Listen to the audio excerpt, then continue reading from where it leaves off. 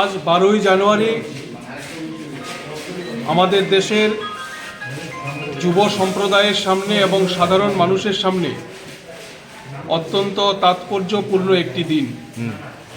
1863 সালের 12ই জানুয়ারি কলকাতার সিমলার বিখ্যাত দত্ত পরিবারে জন্মগ্রহণ করেছিলেন স্বামী বিবেকানন্দ।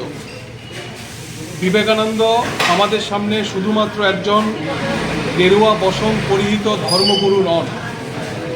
বিবেকানন্দ হচ্ছে আমাদের সামনে এগিয়ে চলার পথপ্রদর্শক এবং বিবেকানন্দ হচ্ছে এমন একজন ব্যক্তি যিনি নতুনভাবে ভারতবর্ষের ধর্মকে, আধ্যাত্মিকতাকে পাশ্চাত্য সমাজের সামনে তুলে ধরেছিলেন।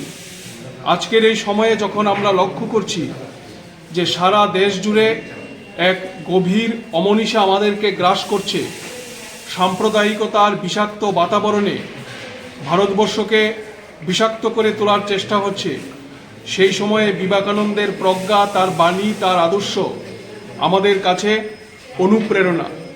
বিবেকানন্দ এমন ধর্মের প্রচার করেছিলেন যে ধর্মের মূল বক্তব্যই হচ্ছে মানুষ, যে ধর্মের মূল কথাই হচ্ছে সহিষ্ণুতা। এটা শিকাগো বক্তৃতা থেকে শুরু করে স্বামী বিবেকানন্দের প্রতিটি কথায়, প্রতিটি বক্তব্যে বারবার সহনশীলতার কথাই ফুটে উঠেছে।